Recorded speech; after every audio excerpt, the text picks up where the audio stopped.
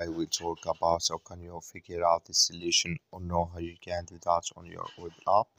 So you just follow these ways, then it's going to work with you. So all you have to do, so you go down here, you click here on menu down here, you just click on it.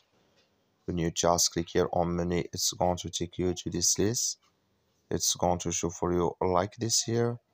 So then all you have to do now, you just click here on settings here, just click on it. So then it's going to take you to this list. It's going to show for you like this. So then you click here on chart settings, you just click on it here. You come to next step here, it's going to show for you like this.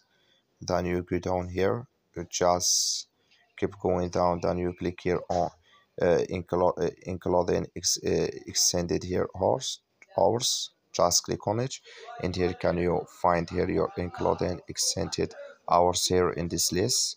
So that's all you have to do. Can you find it here? So thank you for watching. Don't forget to support us by liking and subscribe.